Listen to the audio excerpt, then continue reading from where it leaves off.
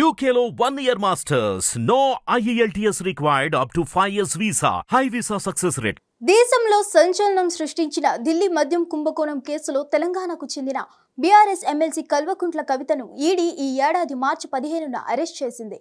కాగా తాజాగా విడుదలైంది.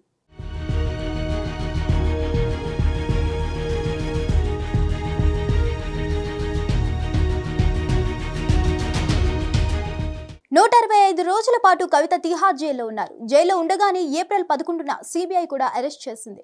దర్యాప్తు సంస్థలు ఆమెను కస్టడీలోకి తీసుకొని విచారణ చేశాయి. ఛార్జ్ షీట్లు దాఖలు చేశాయి. కవిత బెయిల్ కోసం ప్రత్యేక కోర్టుతో పాటు ఢిల్లీ హైకోర్టును ఆశ్రయించారు. దర్యాప్తు సంస్థలు వ్యతిరేకించడంతో బెయిల్ రాలేదు. చివరకు సుప్రీంకోర్టును ఆశ్రయించారు.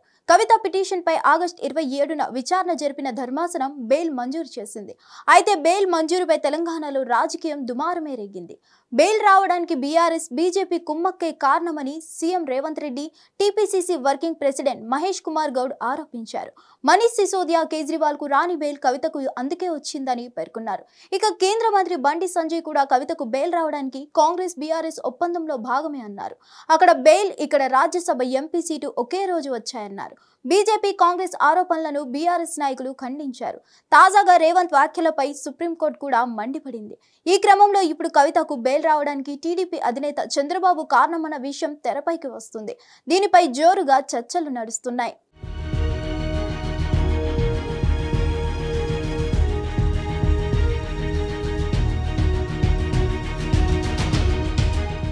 అయితే కవిత బెయిల్ వెనుక చంద్రబాబు హస్తం ఉందన్న వార్తలు కూడా బయట గుప్పుమంటున్నాయి. చంద్రబాబుతో కలిసి బీజేపీ పెద్దలతో కేటీఆర్ లాబియింగ్ చేయించారని అంటున్నారు. కేంద్రంలో చంద్రబాబు ప్రస్తుతం కీలకంగా వ్యవహరిస్తున్నారు.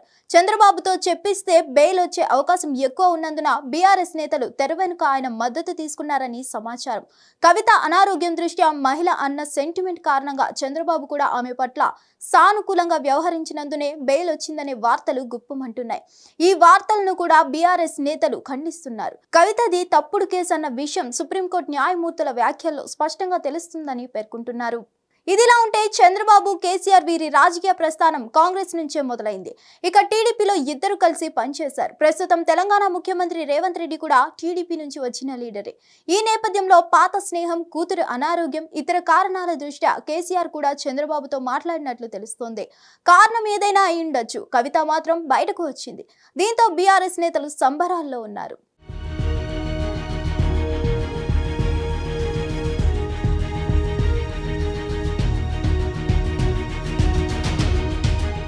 మరిన్ని అప్డేట్స్ కోసం stay tune to hit TV.